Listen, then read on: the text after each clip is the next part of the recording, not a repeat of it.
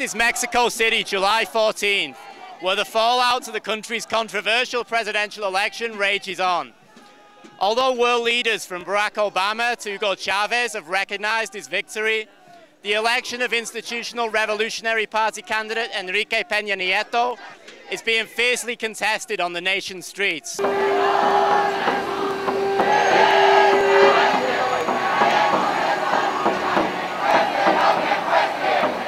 The victory of the Institutional Revolutionary Party, or PRI, marks a return of the party that governed Mexico for 71 years in the 20th century.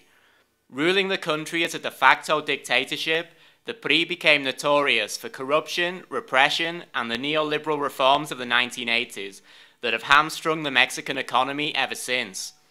Student protesters, along with defeated leftist candidate Andrés Manuel López Obrador, point to widespread evidence of vote buying, illegal campaign spending, stolen ballots and threats as a way of imposing Peña Nieto on the electorate. Leftist López Obrador, better known as AMLO, has challenged the result before the country's electoral tribunal of the federal judiciary, but is unlikely to see the election overturned. This is a throwback to 2006, when AMLO, a populist who ran on a social democratic platform and whose party has governed Mexico City for the past 15 years, lost by just 0.5% of the vote to the National Action Party's Felipe Calderón. This year, his defeat to Peña Nieto officially came by a 6.5% margin, or some 3.4 million votes. Since May, the so-called Yo Soy 132 movement, led by students from around the country but drawing support from a much wider section of the population, has been protesting what it calls the imposition of Peña Nieto as president.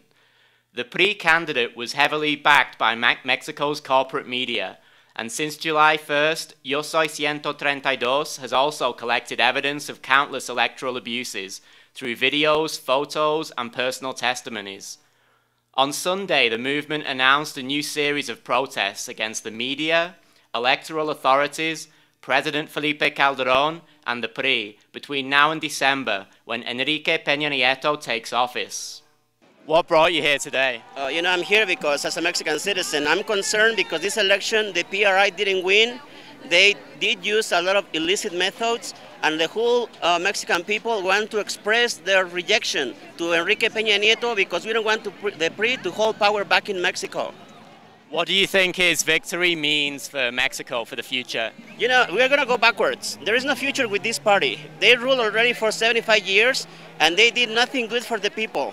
We want the IFE, the authorities, to clean the election because Enrique Peña Nieto didn't win, and I think the whole world needs to know this.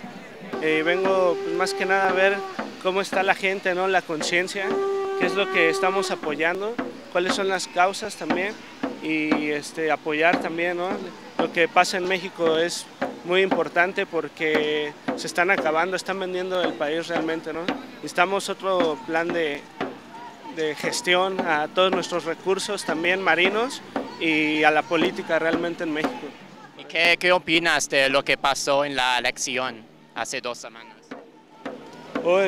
Es un sistema muy arcaico, el IFE es un sistema muy arcaico y necesitan eso, ponerlo, pues actualizar todo ese sistema porque hubo muchas irregularidades. Peña Nieto, ¿qué opinas de él como político, como presidente? Pues no me gusta porque otra vez regresa el PRI, ¿no?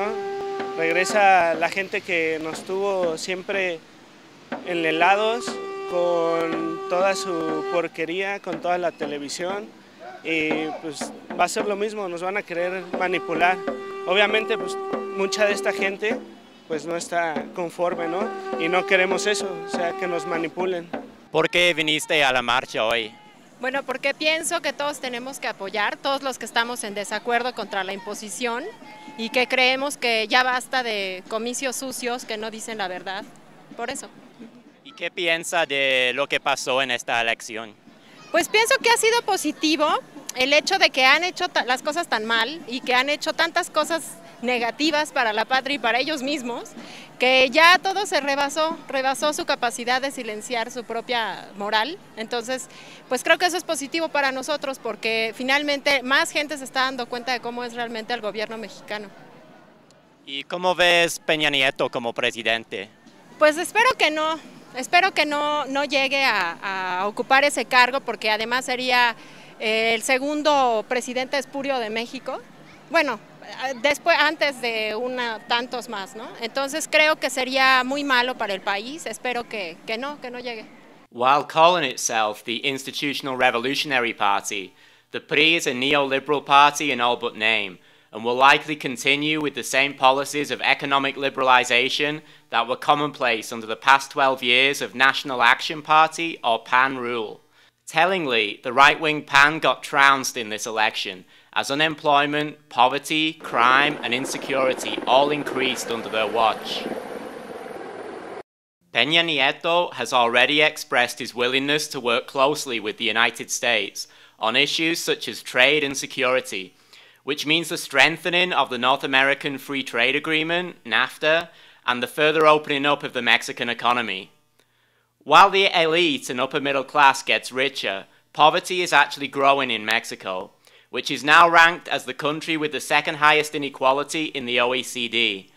52 million people, or 46% of the population, are officially classed as poor, 12 million of those in extreme poverty. As for security issues, the PRI will likely continue with the militarization of Mexico under the auspices of the drug war, which has left as many as 60,000 people dead in the last 5.5 years.